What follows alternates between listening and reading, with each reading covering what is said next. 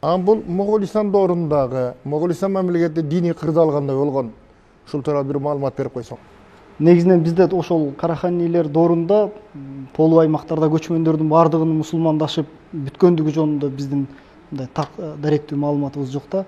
Ошол Карахани доорунда деле көчмөн калктын бир бөлүгүнүн арасында ислам мындай толук классикалык маанисинде жайылып бүтпөсө керек деген деп болжомолдо болот. Анан экинчиси бул Чыңгызханга чейин эле бул Наймандар ошол Чыңгызхандын келер алдында бір элдердин улуу көчү доору сыяктуу бир чыгыштан батышка көч болгон да ошол монгол талааларынан.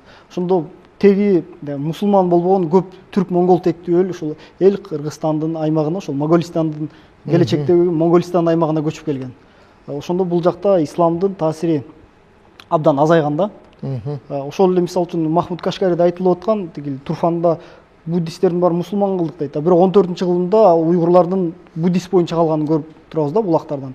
Демек, мындай исламдашы толук ишке ашкан эмес. Анан кошумча жанагы жаңы келгендердин эсебинен исламдын таасири аябай эле азайган.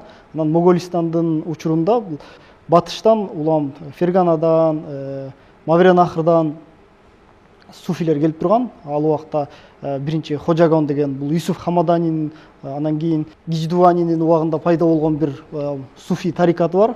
Ошолор көчмөндөрдүн арасында абдан мындай жакшы иштешкен да. Ошол тарихи Рашида айтылат.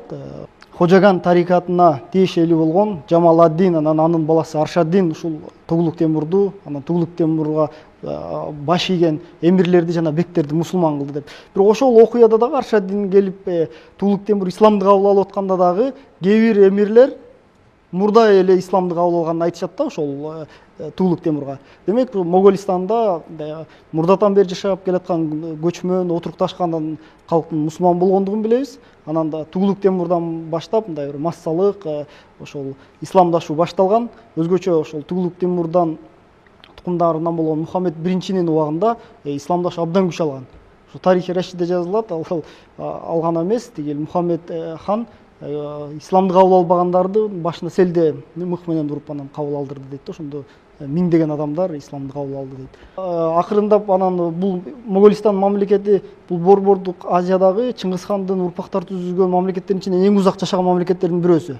Шейбани хандыгы дагы, Алтын Ордо дагы мынчалык узак убакыт жашаган эмес да. 1340-жылдарын алсак, эгерде жанагы Яркент хандыгы деп да тарыхта айтып атабыз, бирок бул Тугулук Темурдун урпактары эле башкарган тарыхый эле атты Яркент ханды, Моголистандын эле уландысы.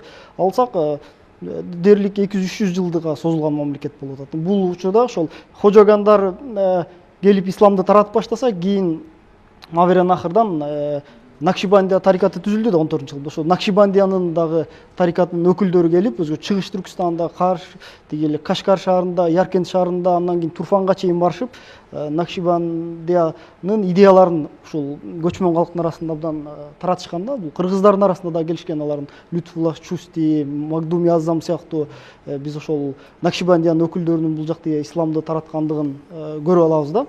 Анан дагы бир өзгөчөлүгү, мисалы үчүн ошол Накшибандия тарикатында Ясавиден айырмаланып зикирди ичинен чыгарышат. Анан экинчи айырмачылыгы Накшибандия тарикатында бир кесип алууга аябай маани берет да. Адам бир кесип алыш керек. Накш деген өзү кесип да. Кесип да, өзүнүн аталышынан эле көрүнүп турат да. Ал жанагы саймалаган, алтын менен саймалаган деген маани. Темир иштетүү, Тигилди чепкендерге жанагы материалдар алтын менен сайма саюу деген мааниде да Накш деген. Ошол Накшибандия калк бир кесип менен алектениш керек дейт. Бул Мавренахрда отурукташкан шаар калкынын шартында бул колон өрчүлүк. Мал чарбачылыкка келгенде жана биздин Камбар ата, жылкычынын бири, Ойсул ата деген идеялардын баардыгы тең бул жака ошол идея келгенден кийин суфилер жергиликтүү да суфилер болгон да. Алар андан ары бул идеяны өзгөртүшкөн да. Ясавиянын да таасири болгон бул жерде. Моголистандын аймагында Ясавия менен Накшибандия бири-бири менен аралашып кеткен. Анан бир синкретикалык бир исламды бизге калтырганда, бул жакта көбүрөөк Моголистанда андан кийин кыргыздар аны мурас кылып алды да, Моголистандын тигил маданиятын, өзгөчө руханий маданиятын. Бул жакта отурукташкан шаар калкы исламды ар кандай медреселерде, мечиттер аркылуу жүрсө, материалдык да көрсөткүчтөрү болсо, көчмөндөрдүн арасында бул көбүрөөк руханий жак болгондо, көбүрөөк дүйнө жөнүндө, өлүм жөнүндө, өмүр жөнүндө ойлонууга, жоомарттык жөнүндө идеяларды жайылтышкан да.